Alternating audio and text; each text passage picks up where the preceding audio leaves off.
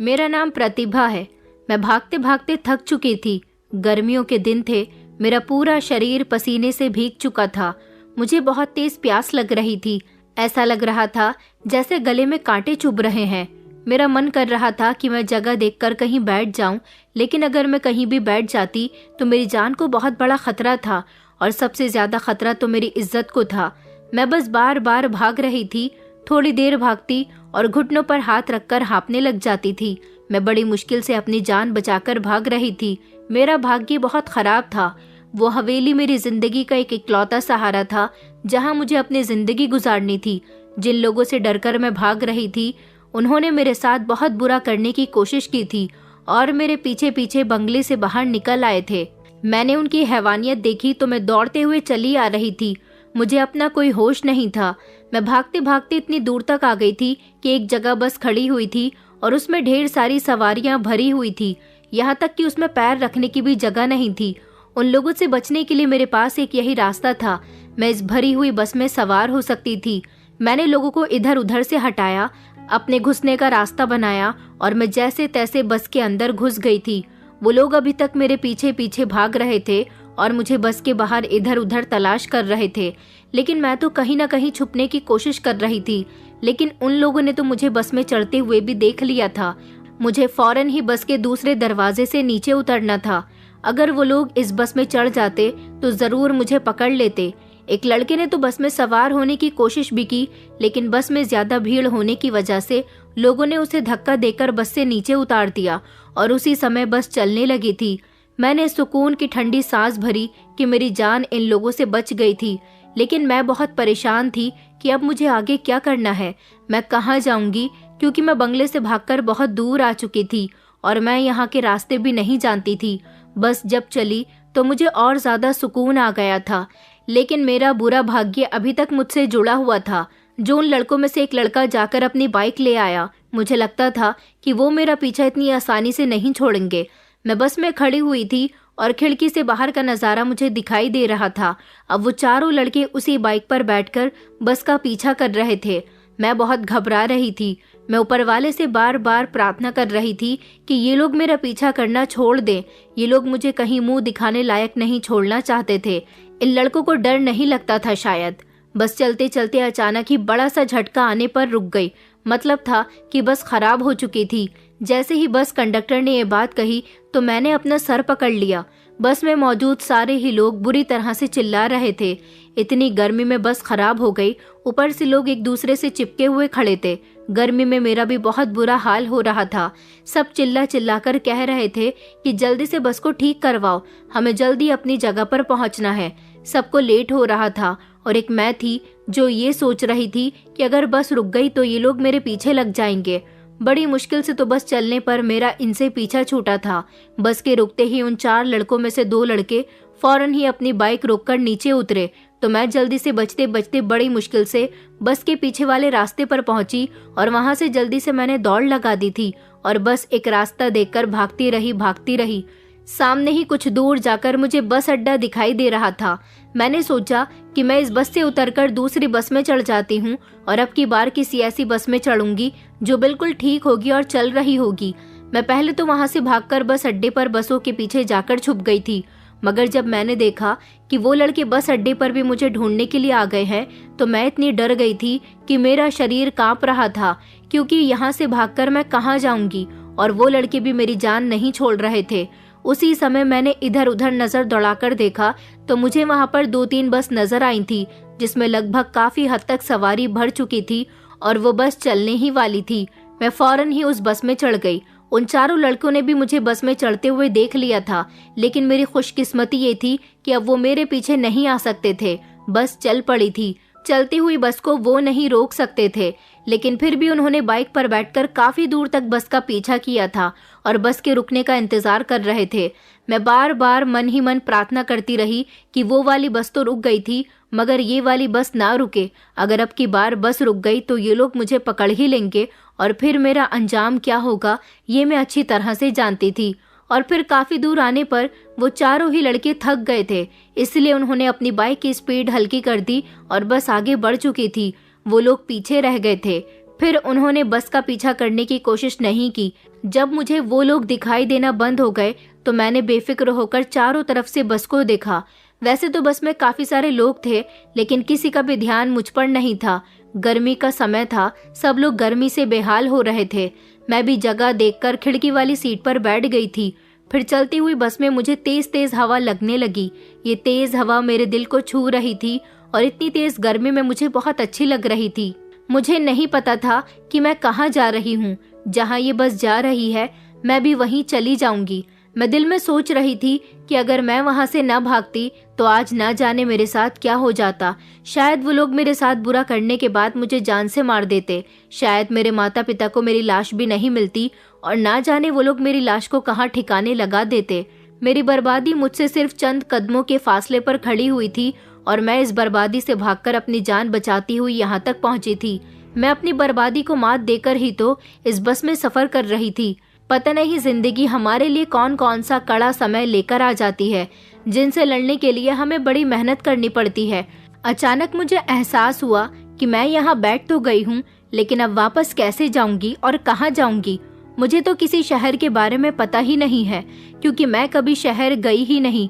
मेरा जन्म गाँव में हुआ और मैंने सिर्फ अपनी गाँव की ही जिंदगी को जिया था। मैं अपने गाँव को, गाँव के लोगों को और गाँव के खान पान और वहाँ के रहन सहन को ही अच्छी तरह से जानती थी। सरपंच जी की हवेली ही तो मेरी आने वाली जिंदगी थी, लेकिन अब तो मैं उनकी हवेली से बहुत दूर आ चुकी थी। मुझे नहीं पता था कि ये बस वाला मुझे कहाँ लेकर जा रहा है। पता नहीं अकेले में इस भरी दुनिया में कैसे गुजारा करूंगी और पता नहीं बस के साथ साथ कहाँ पहुंच जाऊंगी। ऊपर से दिल पर जो डर बैठा हुआ था वो अलग था। मेरे चेहरे पर जोर जोर से हवा के झोंके लग रहे थे और मैं इसी तरह बैठे बैठे अपनी जिंदगी के बारे में सोचने लगी कि आखिर मेरी जिंदगी में ये सब कुछ किया और कैसे हो गया। मेरी जिंदगी एक ऐसे मोड़ पर आ गई थी जहां से मेरा मन करता था कि मैं अपने आप को खत्म कर दूं। अगर मेरी जिंदगी खत्म ना भी हो तो जैसा मेरी जिंदगी में मेरे साथ हुआ वैसा किसी के साथ ना हो। मेरी जिंदगी की शुरुआत कुछ इस तरह से हुई थी। मैंने एक बहुत ही गरीब परिवार में जन्म लिया था और जैसे जैसे मैं बड़ी हो रही थी मुझे बताया जाता था कि मुझे अपने माता पिता के साथ नहीं रहना। जैसे ही मैं जवान हो जाऊंगी तो मुझे गांव के सरपंच जी के हवाले कर दिया जाएगा। ये बात बड़ी ही अजीब थी कि मुझे उनके हवाले क्यों किया जाएगा। बचपन से लेकर जवान होने तक बार बार मुझे यही बताया जाता था। मैं जब भी अपनी माँ से इस बारे में सवाल करती तो वो कहती कि इस सवाल का कोई जवाब नहीं है, बस तू तैयार रहे। जैसे ही तू 15 साल की हो जाएगी उसके बाद तुझे सरपंच जी के हवेली में भेज दिया जाएगा। मैं अपने माता पिता से दूर नहीं होना चाहती थी। हर औलाद अपने माता पिता के साथ रहना चाहती है, लेकिन मेरे माता पिता मुझे खुद से दूर करने के बारे में हमेशा से ही बताते आ रहे थे। जैसे जैसे मैं बड़ी हो रही थी मुझे पता चला कि सरपंच जी की हवेली में लड़कियां पलती भी हैं और वहाँ वो लोग कामकाज भी किया करती थी। और जो लड़कियां सरपंच जी की हवेली में काम करती थी उनको रात के समय अपने अपने घरों पर भेज दिया जाता था। मैं 15 साल की हुई तो मुझे भी मेरे माता पिता लाल राय चंद्र सरपंच की हवेली में छोड़ गए थे।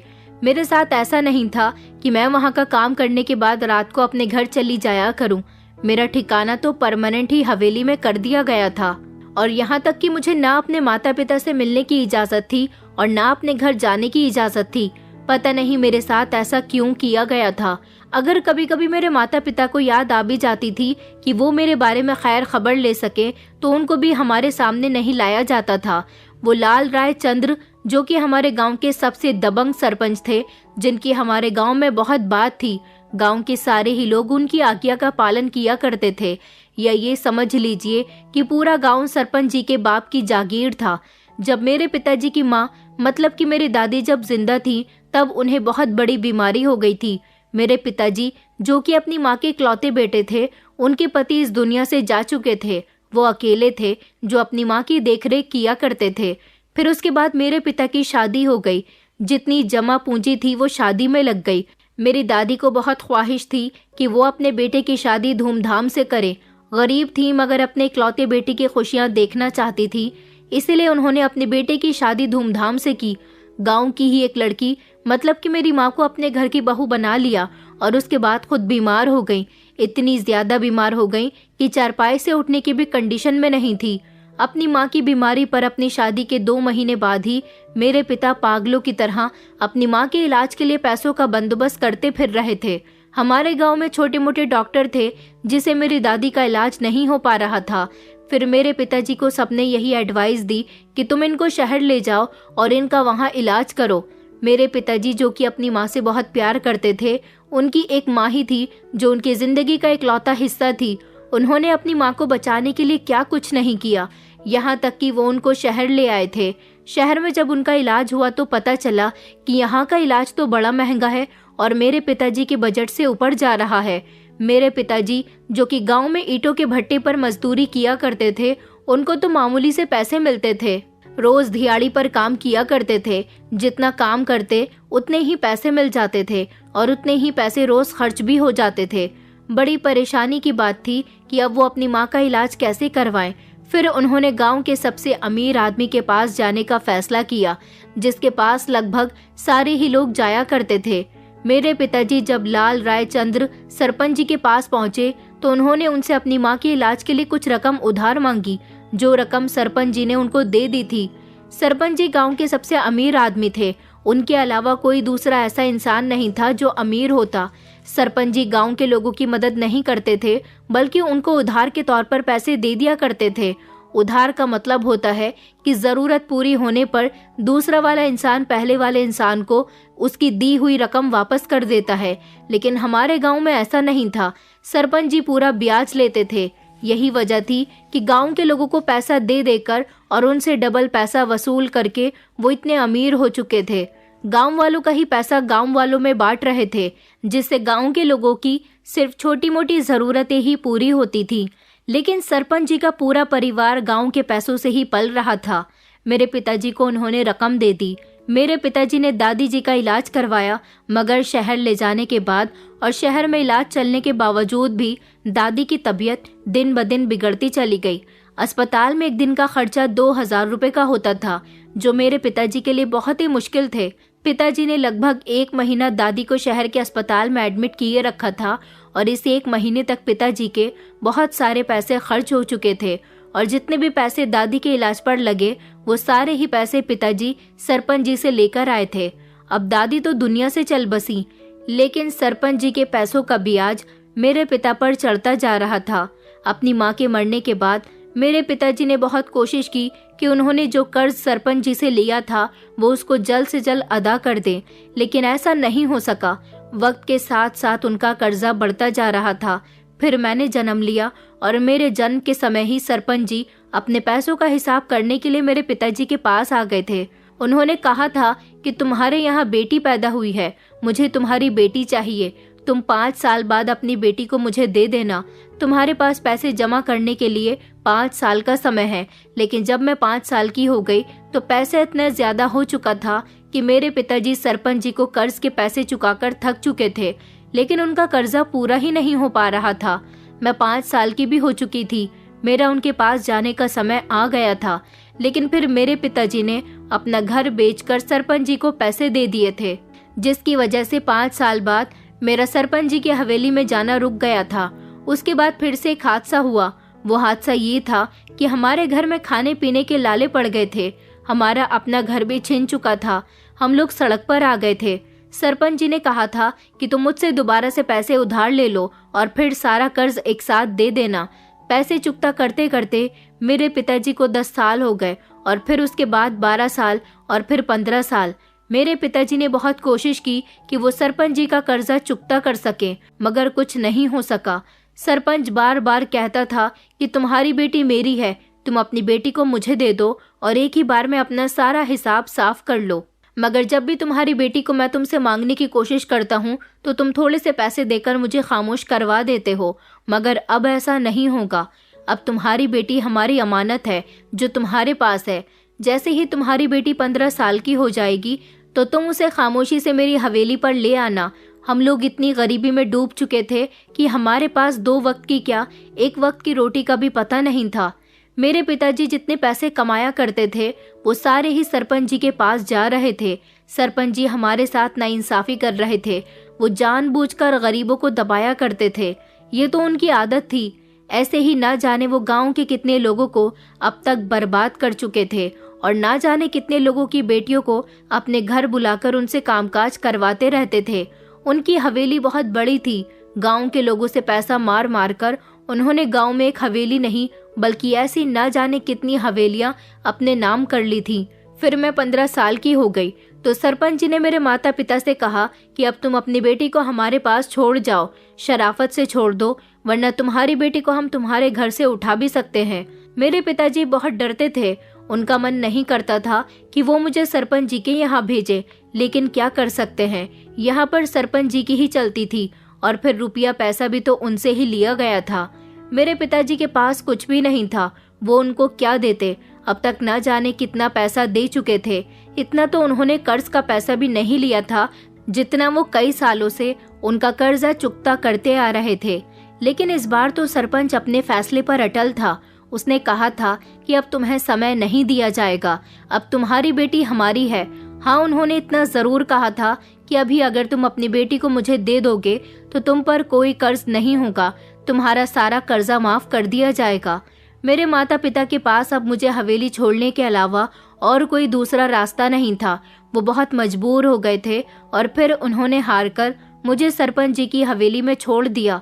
मैं बहुत परेशान हो गई थी। ऊपर से अपने माता पिता के अलावा मेरा और कोई भी नहीं था।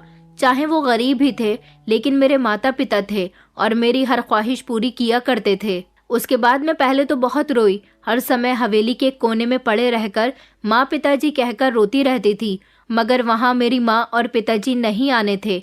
हवेली में मौजूद सरपंच जी की पत्नी, जिन्हें गांव के सारे ही लोग पंचनी कहकर बुलाया करते थे, वो मेरा बहुत ख्याल रखती थी, अपने साथ मुझे कामों में लगाए रखती थी। मेरी माँ ने कभी मुझसे कोई ऐसा काम नहीं करवाया था।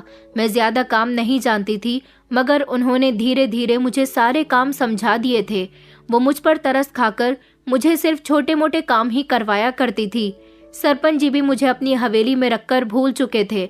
उन्हें तो याद भी नहीं था कि उन्होंने मुझ जैसी 16 साल की लड़की को अपनी हवेली में जगह दी हुई है।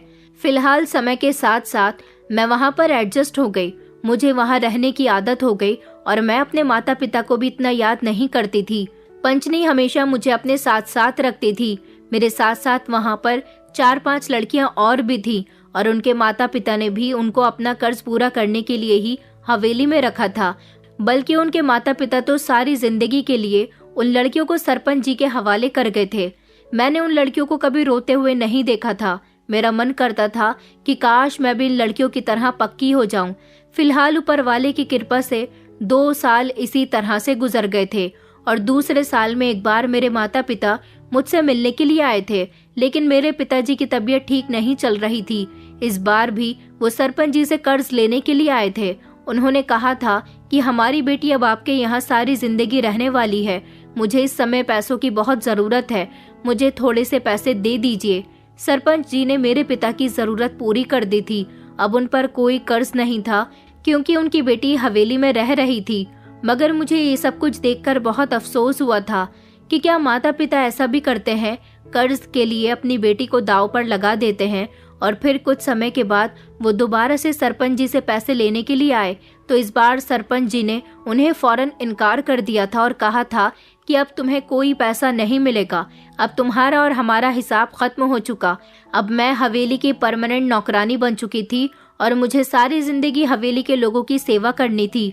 ना तो मेरी शादी हो सकती थी और न मैं यहाँ से बाहर निकलकर अपने मुताबिक अपनी जिंदगी गुजार सकती थी।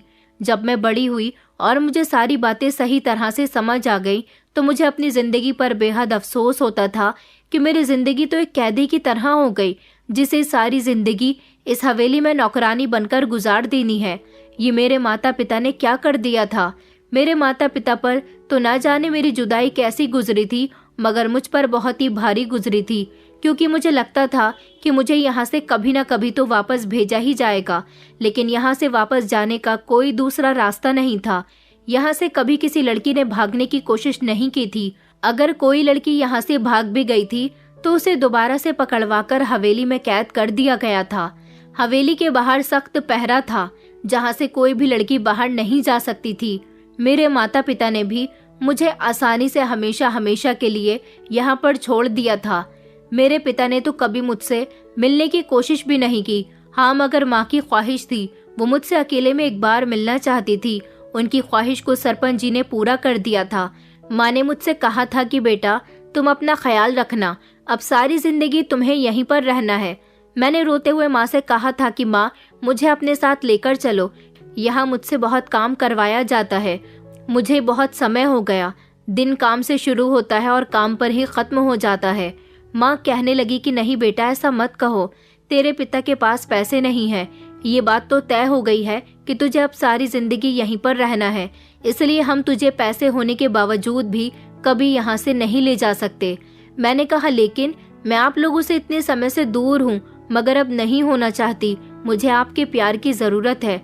उन्होंने कहा कि बेटा, हम तुझसे कभी कभी मिलने के लिए आ जाया करेंगे। माँ मुझे रोता हुआ वहाँ छोड़कर अपने आंसू पोंछती हुई वहाँ से चली गई थी।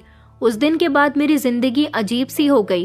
पहले तो पंचनी भी मुझसे काम नहीं करवाती थी, लेकिन अब मैं पूरी तरह से जवान हो चुकी थी, इसलिए अब काफी सारी जिम्मेदारियां मुझ पर डाल दी गई थी। एक समय के लिए भी मुझे यहाँ हवेली में कोई भी सुकून से नहीं बैठने देता था। मेरा सारा दिन काम काज में गुजर जाता था। रात को जब मैं सोने के लिए बिस्तर पर लेटती तो मेरा पूरा शरीर दर्द करने लगता था।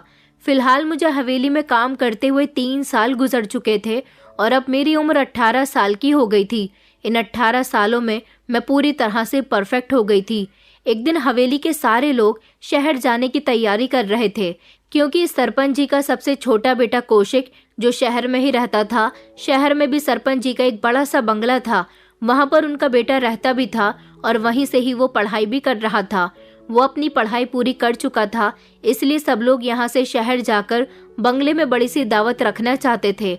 मतलब कौशिक अपने दोस्तों को अपनी पढ़ाई पूरी होने की पार्टी देना चाहता था, इसलिए पूरा परिवार भी उस पार्टी में शामिल होने के लिए शहर जा रहा था।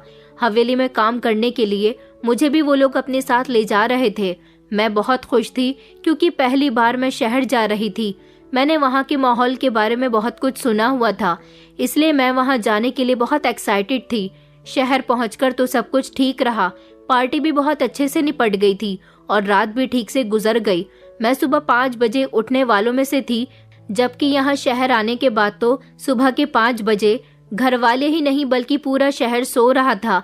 मैं छत पर आ गई थी, जहाँ पर सरपंच जी का बेटा कौशिक और उसके दोस्त छत पर बैठे ड्रिंक कर रहे थे। मुझे देखकर सबका ध्यान मेरी तरफ चला गया तो मुझे एकदम से घबराहट शुरू हो गई। मैं वहां से वापस जाने लगी तो सरपंच जी के बेटे ने मुझे आवाज लगाई और कहने लगे कि तुम कहाँ जा रही हो, आओ इधर आओ, हमें ज्वाइन करो। मैं डरते हुए वहां चली गई और यही मेरी सबसे बड़ी गलती साबित हुई। मैं उन लोगों के करीब गई तो उन्होंने मुझे घेर लिया और मेरे साथ बदतमीजी करनी शुरू कर दी। वो लोग मेरे साथ जबरदस्ती करने की कोशिश करने लगे। फिलहाल मैं उन लोगों से जैसे तैसे बचकर बंगले के बाहर भाग गई थी। मुझे लगा कि बाहर भागने के बाद वो मेरे पीछे नहीं आएंगे, मगर ऐसा नहीं हुआ। वो चारों ही मेरे पीछे थे। उन्हें इस बात का डर था कि मैं उनकी शिकायत किसी से कर न दूं और वो मेरी इज्जत पर भी वार करना चाहते थे। मैं भागते भागते सड़क पर आ गई थी, जबकि वो सभी मेरे पीछे पीछे आ गए थे। जिनमें से एक बाइक निकालने के लिए रुक गया और बाकी के 3 मेरे पीछे ही थे। वहीं से मैं भागती हुई इस बस में सवार हुई थी और जिन परेशानियों का सामना करते हुए मैं यहाँ तक पहुँची थी, उनके बारे में तो मैं ही जानती थी और मेरा ऊपर वाला जानता था। मैं भाग भी गई और उन बदमाश लड़कों से भी बच गई। सरपंच जी के बेटे और उसके दोस्तों ने मेरे साथ अच्छा नहीं किया था। मुझे उनकी हकीकत पता चल गई थी कि वो कितने घिनौने लड़के थे। काश मुझे पता होता कि वो छत पर मुझे अकेले देखकर मेरा फायदा उठाने की कोशिश करेंगे तो मैं कभी छत पर न जाती। मैं गलती से चली गई और ये सब हुआ। फिलहाल बस काफी दूर तक आ गई थी और फिर उन लोगों ने मेरा पीछा नहीं किया। उसके बाद मैं काफी देर तक अपनी जगह पर बैठी परेशान हो रही थी और सोच रही थी कि अब क्या होगा, क्योंकि मेरा अब कोई नहीं था। मैं यहाँ अकेली पड़ गई थी। मेरे माता पिता तो पहले ही मुझे हवेली वालों के हवाले कर चुके थे। अभी मैं अपनी जगह पर बैठी हुई थी जब एक औरत मेरे बराबर में आकर बैठ गई। मैं पीछे को होकर खिड़की से लगकर बैठ गई। उसे मैंने बैठने की जगह दी। मैं उससे अलग हो रही थी क्योंकि मुझे दुनिया के अब हर इंसान से डर लग रहा था। उस औरत ने अपने दुपट्टे को हाथ से चेहरे पर रखा हुआ था। शायद वो अपना चेहरा छुपा रही थी। वो मेरे करीब बैठकर मुझसे बातें करने लगी। पूछने लगी कि तुम कहाँ जा रही हो। मैं इस बात पर खामोश रही। फिर उसने मेरा नाम पूछा तो मैंने उसे अपना नाम नहीं बताया, क्योंकि मुझे डर था कि ये कहीं मुझे वापस हवेली में न भेज दे। वैसे तो ये औरत कौन थी ये मैं नहीं जानती थी। मैंने उससे कम बातचीत करना ही ज्यादा समझदारी समझा। उस औरत ने फिर से हिम्मत जुटाई और कहने लगी, क्या तुम अकेली बस में सफर कर रही हो? मैंने इस बार भी कुछ नहीं कहा। फिर वो औरत खुद ही खामोश हो गई और अपनी गोद में बच्चा लिए मेरे साथ बैठी रही। मेरे साथ जो हुआ था उसको सोच सोच कर बार बार मैं रो रही थी। अब मैं अपने उन आंसुओं को छुपाने के लिए खिड़की से बाहर देख रही थी। उसी समय बस का कंडक्टर आया और सबके टिकट बनाने लगा। मुझे टिकट के बारे में कुछ भी नहीं पता था। हाँ, बस मैं इतना जानती थी कि वो बस का किराया मांग रहा है, लेकिन मेरे पास तो पैसे भी नहीं थे। मैं घबरा गई। जब कंडक्टर मेरे पास आया तो मुझसे कहने लगा कि टिकट बनवाओ और पैसे निकालो, लेकिन मेरे पास तो पैसे नहीं थे। मैंने अपने साथ बैठी हुई औरत को देखा तो वो भी मुझे हैरान होकर देख रही थी। शायद वो समझ गई थी कि मेरे पास पैसे नहीं हैं। उसने कंडक्टर से कहा कि ये लड़की मेरे साथ है, हमारे 2 टिकट बना दीजिए। उन्होंने मेरे किराए के भी पैसे दे दिए थे। फिर वो कंडक्टर 2 टिकट बनाकर उनको दे गया था और पैसे लेकर आगे बढ़ गया था। उसने एक टिकट मेरे हाथ में दे दिया। उसने कहा कि तुम फिक्र मत करो, मैंने तुम्हारा किराया दे दिया है, अब तुम आराम से सफर कर सकती हो। मैंने खामोश होकर सर हिला दिया तो वो दोबारा से मुझसे पूछने लगी, क्या तुम्हारे साथ कोई नहीं है? उसके शब्द इतने नरम थे कि मैंने ना चाहते हुए भी उससे बात की और उसे बताया कि मेरा कोई नहीं है। ये कहते हुए मेरी आंखों में आंसू आ गए थे। उसने मेरे कंधे पर हाथ रखा और मुझे तसल्ली दी। कहने लगी कि मेरा भी कोई नहीं है। जैसे ही मैंने उसके मुंह से ये बात सुनी तो मैंने उसे पलटकर देखा। वो मेरे चेहरे को बड़ी उदासी भरे अंदाज में देख रही थी। उसने कहा, मैं रांची के साहिबगंज की रहने वाली हूँ। मेरी शादी 7 साल पहले हुई थी। मेरी सास और पति ने मेरा जीना दुश्वार कर दिया। मैं पिछले 6 सालों से माँ बनने का सुख नहीं देख सकी। मेरी सास मुझ पर बहुत अत्याचार करती थी। मैं भगवान से हर रोज प्रार्थना करती थी कि वो मुझे माँ बनने का सुख दे दे, वरना मेरा पति और मेरी सास मुझे घर से बाहर निकाल देंगे। क्योंकि मेरा पति मुझे हर दिन धमकी देता रहता था कि तुमने 2 साल तक और मुझे पिता नहीं बनाया तो मैं तुम्हें डिवोर्स देकर दूसरी शादी कर लूंगा। मेरे माता पिता तो इस दुनिया में नहीं है। मैं कहाँ जाती? मेरे लिए मेरा इकलौता सहारा सिर्फ मेरा पति था और वो भी अब मुझे छोड़ने की बात कर रहा था। मगर ऊपर वाले ने मेरी प्रार्थना सुन ली और 2 साल पूरे होने से पहले ही मुझे माँ बनने का सुख दे दिया। लेकिन अब देखना तो ये था कि मेरी सास और मेरे पति बार बार यही कहते थे कि बेटा होना चाहिए, लेकिन मैंने बेटी को जन्म दिया। मेरी जब बेटी हुई तो मेरी सास ने कहा कि सारी जिंदगी इसका बोझ कौन उठाएगा। मेरे पति और मेरी सास ने मेरी बेटी को जान से मारने का प्लान बना लिया था, क्योंकि वो लोग उसे बोझ समझ रहे थे। वो चाहते थे कि मैं दोबारा माँ बनूं और बेटे को जन्म दूं। मगर मेरी बेटी भी तो मेरे लिए मेरी औलाद थी, मैं उसे भी अपने साथ रख सकती थी। मेरी सास और मेरे पति ने मुझे नहीं दी थी।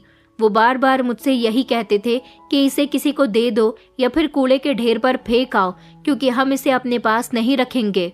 मगर मैं बार बार अपनी बेटी के लिए तड़प रही थी। मैंने उनका कहना नहीं माना तो उन लोगों ने उसे मारने की प्लानिंग कर ली। वो रातों रात उसे मारना चाहते थे। मैं अपनी बेटी को लेकर घर से भाग आई हूँ, मगर मेरा पति मुझे ढूंढ रहा होगा। मैं इसीलिए यहाँ से भागना चाहती हूँ। मेरा पति बहुत अमीर आदमी है। मुझे उम्मीद है वो मुझे पागलों की तरह तलाश कर रहा होगा, क्योंकि वो मुझे छोड़ने की धमकी देता है मगर छोड़ नहीं सकता। मेरे माता पिता इस दुनिया में नहीं है और उनकी सारी दौलत मेरे नाम है। दौलत की वजह से वो मुझे कभी नहीं छोड़ सकता। वो मुझे ढूंढता हुआ जरूर आएगा, लेकिन मैं अपनी बेटी उसके हवाले नहीं कर सकती। वो मेरी बेटी को जान से मार देगा। मैं उस औरत की बात सुनकर सोचने लगी थी कि इसकी किस्मत बिल्कुल मेरी तरह है। मुझे उस पर रहम आने लगा था। फिर मैंने उसे अपनी कहानी बताई कि मैं किस तरह से भागकर यहाँ तक पहुँची हूँ। उसे मेरी कहानी पर बहुत अफसोस हुआ था। वो कहने लगी थी कि सब में सबसे ज्यादा गलती तुम्हारे माता पिता की है, जिन्होंने तुम्हें कर्ज के नाम पर तुम्हारे गांव के सरपंच के हवाले कर दिया। मैंने उससे पूछा था कि आप भागकर अब कहाँ जाओगी, तो उसने कहा, वैसे तो मेरा कोई रिश्तेदार नहीं है, लेकिन दिल्ली शहर में मेरी एक सहेली रहती है। मैं वहाँ जाऊंगी, जॉब करूंगी और वहाँ जाकर अपनी बेटी की परवरिश करूंगी। मुझे उसकी बात सुनकर बहुत खुशी हुई थी कि वो एक आत्मनिर्भर औरत थी। हम दोनों को बस में बैठे बैठे लगभग 1 घंटा गुजर चुका था। हम दोनों आपस में काफी देर तक बातें करते रहे थे। बस दूसरे शहर आने के बाद बस स्टॉप पर रुक गई थी। उस औरत ने मुझसे कहा कि मुझे बहुत तेज प्यास लग रही है। मैंने कहा, हाँ प्यास तो मुझे भी लग रही है। वो कहने लगी कि देखो, बाहर से मैं पानी लेकर आती हूँ, तुम मेरी बेटी को थाम लो। मैं बस अभी आई। मैंने उसकी बेटी को अपनी गोद में ले लिया था। मैंने जब चादर उसके चेहरे से हटाई तो देखा था कि वो बच्ची बहुत सुंदर थी। वो औरत, उसने मुझे अपना नाम साक्षी बताया था। साक्षी जी बस से उतरकर बस स्टॉप से पानी लेने के लिए चली गई थी और मैं बस के अंदर बैठी हुई थी। मुझे बहुत गर्मी लग रही थी। यहाँ बहुत तेज धूप थी और बस रुकने से गर्मी और ज्यादा बढ़ गई थी। ज्यादातर लोग बस से बाहर उतर गए थे। मैंने सोचा कि जब तक बस नहीं चलती मैं भी उतर जाती हूँ। वैसे भी मेरी कमर अकड़ गई थी बैठे बैठे। मैंने गोद में बच्ची को लिया और मैं बस से उतर गई। मेरी नजर बच्ची के चेहरे पर थी। वो सो रही थी। मैं उसे गोद में लेकर इधर से उधर टहल रही थी। अचानक मेरी नजर साक्षी जी पर पड़ी, जो पानी की बोतल हाथ में लेकर दूर से खड़ी मुझे घूर घूर कर देख रही थी। मेरा ध्यान भी उन पर था और मैं सोच रही थी कि वो चलकर यहाँ तक क्यों नहीं आ रही, मगर वो चलकर नहीं बल्कि दौड़ते हुए जल्दी से मेरी तरफ आ रही थी। मैं तो उनको देखकर हैरान रह गई। वो दौड़कर मेरे पास आई और उन्होंने लपककर मेरी गोद से अपनी बेटी को छीन लिया। जैसे ही वो वहां से भागने की कोशिश करने लगी, इतनी ही देर में मेरे पीछे से एक आदमी उनकी तरफ भागा और उसने उनके हाथ से बच्ची को लेकर जमीन पर फेंक दिया और जबरदस्ती उनका हाथ पकड़कर अपने साथ खींचकर ले जाने लगा। ये सब कुछ मैं अपनी आंखों से होता हुआ देखकर बहुत घबरा गई थी। साक्षी जी को इस तरह उस आदमी के साथ खचेड़ते हुए जाते देखकर मैंने चिल्लाना शुरू कर दिया। मैं भागकर उस आदमी की तरफ गई, मगर वो साक्षी जी को मजबूती से पकड़कर अपनी गाड़ी में बिठाकर तेज रफ्तार के साथ गाड़ी में लेकर चला गया था और मैं कुछ न कर सकी थी। साक्षी जी जोर जोर से मेरी बेटी कह कहकर रो रही थी। बच्ची जमीन पर पड़ी हुई थी। वहां पर मौजूद लोगों ने ना तो साक्षी जी की मदद करने की कोशिश की और ना ही बच्ची को जमीन से उठाया। मैं फौरन भाग कर गई और मैंने उस बच्ची को अपने सीने से लगा लिया, जो बुरी तरह से रो रही थी। ऊपर वाले की कृपा से उसके चोट नहीं आई थी, क्योंकि वो कपड़ों में अच्छी तरह से पैक थी। मैं उसको देखकर रोने लगी थी। मुझे लगा कि शायद गलती मेरी ही है, मुझे इस बच्ची को लेकर बस से नहीं उतरना चाहिए था। शायद वो आदमी साक्षी जी का पति होगा, लेकिन अगर वो अपने पति के पास चली गई तो उनकी जान को खतरा है। उनका पति उन्हें बहुत मारेगा, उनको सजा देगा कि वो बेटी को लेकर घर से क्यों भाग गई। उन्होंने मुझे बताया था कि उनका पति उन्हें ढूंढ रहा होगा। इस तरह तो साक्षी जी बहुत बड़ी मुश्किल में फंस गई हैं। मुझे कुछ न कुछ तो करना होगा। मैं वहां पर मौजूद लोगों से मदद मांगने लगी। मैंने कहा कि कोई मेरी मदद करो, मगर कोई मदद करना तो दूर, कोई मेरी बात सुनने के लिए भी तैयार नहीं था। मैं सबको बता रही थी कि ये मासूम बच्ची है, कोई उस गाड़ी को रोको। वो आदमी साक्षी जी को लेकर चला गया, मगर किसी ने मेरी बात न सुनी। लोग मुझे पागल समझकर मेरा तमाशा देखते रहे और मैं वहां पर उस बच्ची को गोद में लेकर फूट फूट कर रोने लगी। वो बच्ची भी जमीन में गिरने की वजह से बुरी तरह से रो रही थी। उसे अपनी माँ की गोद की जरूरत थी और दूध की जरूरत थी, लेकिन मेरे पास तो न उसकी माँ थी और न ही उसका पेट भरने के लिए मेरे पास दूध था। मैं बच्ची को गोद में लेकर इधर उधर दुकानें तलाश करने लगी कि मुझे कहीं से भी इस बच्ची के पेट भरने का कोई रास्ता मिल जाए, मगर मुझे कोई रास्ता ना मिल सका। मैं बच्ची को खामोश करवाने की कोशिश कर रही थी। मेरे पास तो साए के लिए छत भी नहीं थी। सारा दिन मैं इसी तरह इधर उधर बच्ची को लेकर टहलती रही और परेशान रही। चलते चलते मैं एक ढाबे तक पहुंच गई थी। मुझे भी बहुत तेज भूख लग रही थी। जब मैं वहां गई तो मैंने वहां के मालिक से कहा कि साहब, मैं आपके आगे हाथ जोड़ती हूँ, मुझे बहुत तेज भूख लगी है, कुछ खाने को दे दीजिए। और देखिए ये बच्ची, इस बच्ची को भी बहुत तेज भूख लगी हुई है, साहब मेरी मदद कीजिए।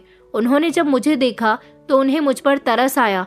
मेरी हालत देखकर वो समझ गए थे कि मैं कोई लाचार लड़की हूँ। उन्होंने मुझसे पूछा कि ये बच्ची तुम्हारी है। मैंने उनको बताया कि नहीं नहीं, ये बच्ची मेरी नहीं है, ये बच्ची तो मुझे एक औरत ने दी और उसका पति उसे गाड़ी में बंद करके ले गया।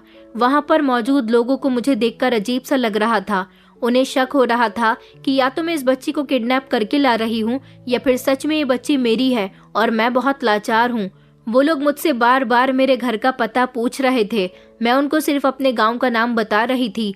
मेरा गांव कौन से जिले में था ये तो मैं भी नहीं जानती थी। ढाबे के मालिक और वहां पर आसपास मौजूद लोगों को जब कुछ समझ नहीं आया तो उन्होंने पुलिस को फ़ोन लगा दिया और बताया कि यहाँ पर हमारे ढाबे पर एक लड़की आई है और उसकी गोद में एक बच्ची है। बच्ची को होश नहीं आ रहा, शायद बच्ची भूख से बिलक बिलक कर बेहोश हो गई। पुलिस थोड़ी देर के बाद वहाँ पहुँच गई थी। मैंने पुलिस को भी वही सब बताया जो हुआ था। पुलिस मेरी बात पर यकीन नहीं कर रही थी, लेकिन मैंने पुलिस से कहा कि साहब, मैं सच कहती हूँ, ये बच्ची मेरी नहीं है। आप लोग प्लीज मेरी बात का यकीन करिए और साक्षी जी को बचाइए जो इसकी माँ है और जो इसकी खातिर घर छोड़कर भाग रही थी। उनको उनके पति अपने साथ ले गए।